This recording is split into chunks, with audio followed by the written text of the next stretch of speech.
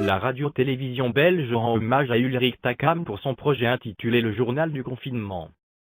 À travers son projet humoristique, Le Journal du confinement, Ulrich Takam étale son savoir-faire humoristique au-delà d'elle, Afrique.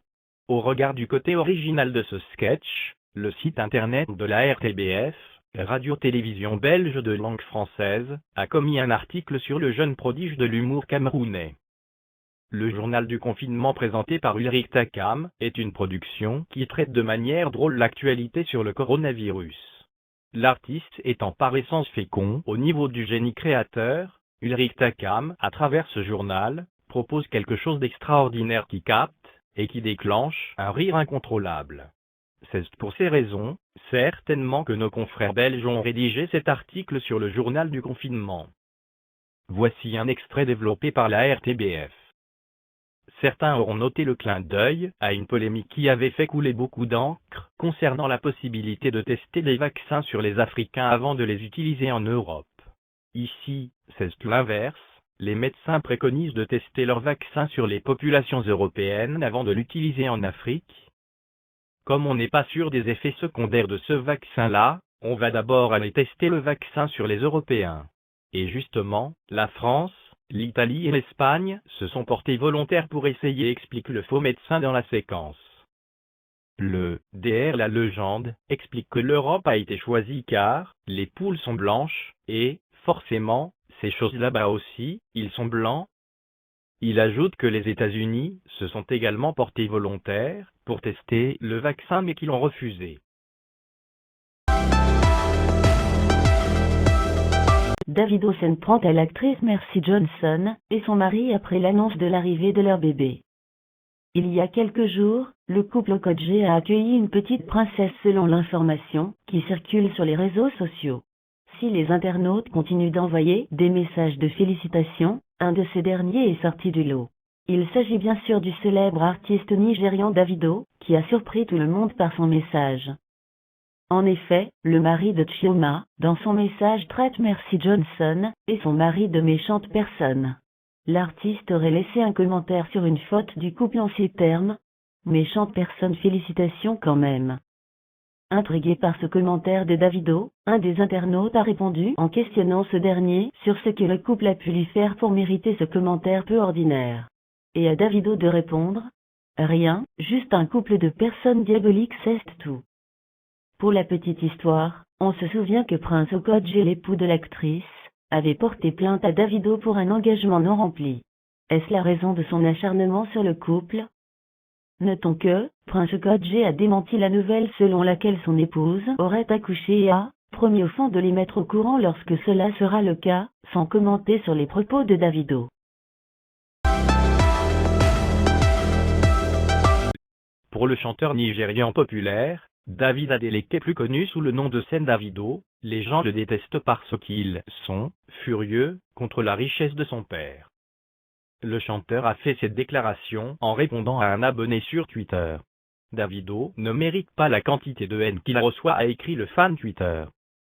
Et Davido a répondu: il n'existe pas de haine. Ils sont juste furieux que mon père soit riche. Mes fans m'aiment.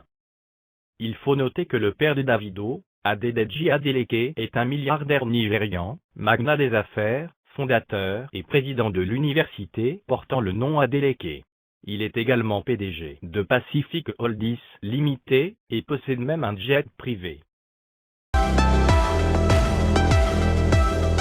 The Voice France, la Camerounaise Verushka en demi-finale, et son baiser mouillé avec Pascal Obispo qui choque la toile. Ce samedi 25 avril, Pascal Obispo a sélectionné ses derniers talents pour la grande demi-finale de The Voice.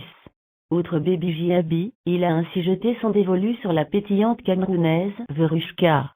Sauf qu'au moment de monter sur scène pour la féliciter, le chanteur a réalisé une petite maladresse qui n'est pas passée inaperçue. Depuis le début du confinement en France, c'est le branle-bas de combat pour les chaînes de télévision françaises et même africaines. Les tournages ayant été suspendus, de nombreuses émissions ont dû être remaniées. C'est le cas par exemple de Koh Lanta, qui cartonne chaque vendredi soir sur TF1. Afin de pouvoir enregistrer la finale en direct, comme le veut la tradition, la production a fait le choix de scinder certains épisodes en deux. Une sentence à laquelle n'a pas échappé Tevoas. Seulement voilà, après avoir tenté de tenir le plus longtemps possible, le dernier numéro enregistré a été diffusé ce samedi 25 avril. C'est donc non sans une pointe de tristesse que Nico Aliaga a pris la parole à la fin du numéro, afin d'en dire plus sur la suite du programme. Avec TF1, la production ITV, Studio France, les coachs et les talents, nous allons travailler pour vous offrir un épilogue à la hauteur de cette saison, et ce, dès qu'il nous sera permis de le faire, a ainsi expliqué l'animateur de 50 ans. Mais une autre séquence a fortement marqué les esprits ce soir-là.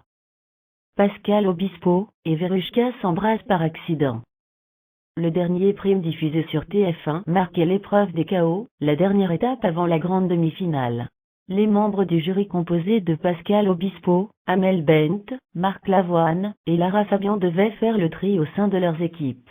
C'est ainsi qu'après longue réflexion, l'interprète de Lucie a choisi de sauver Baby J, Abby et Verushka.